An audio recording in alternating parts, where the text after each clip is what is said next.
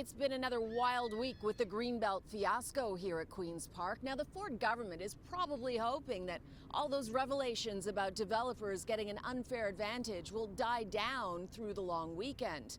Maybe, but they're sure to rise right up again after Labor Day. I'm sorry that we didn't do a better job and that I personally didn't do a better job. Both the housing minister, who has been found in violations of ethics rules, and the premier have said the buck stops with them.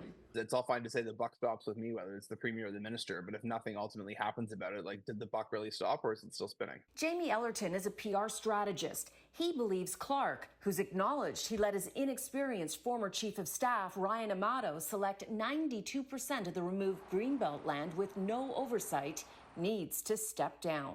What is so important that he stays in the role? What is it that they feel they're trying to accomplish by keeping him there as opposed to showing some accountability? There are still many unanswered questions, like who is the mysterious Mr. X? The integrity report finds he stood to make $1 million if he could open up a parcel of land for development in Clarington.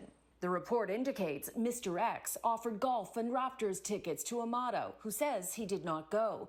The ethics watchdog found Amato's efforts to downplay his relationship with X somewhat strains credulity.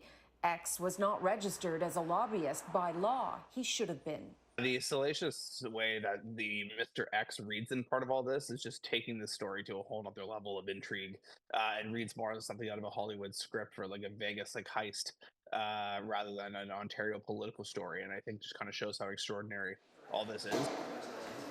The scandal is chipping away at the premier's image. He's consistently tried to position himself as a politician who fights for the average guy, a man who once railed against political elites. This is what Ford said back in 2018 when he announced he was running for the Progressive Conservative leadership. We have seen backroom politics at its worst.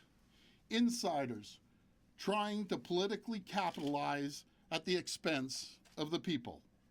Elites who are disconnected from the grassroots of the party and don't care about the average struggles of Ontarians. Now, 3 or 4 developers stand to gain $8.3 billion from a land swap deal that Ford and his housing minister agree was flawed.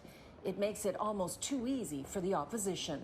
All aboard the Doug Ford gravy train. I think the premier's office and the government more broadly speaking needs to get to the bottom of this, figure out what wrongdoing has taken place, know that a political spin is not going to buy you another day and hope this thing goes away. That's clearly not happening, and get to the worst part of this crisis as fast as possible. Now, the scandal could get even harder for the Ford government. The Integrity Commissioner is also looking into how developers were invited to his daughter's wedding in Stag and Doe and strongly hinted there could be another investigation into Mr. X. And don't forget, the RCMP is also considering whether it too will investigate.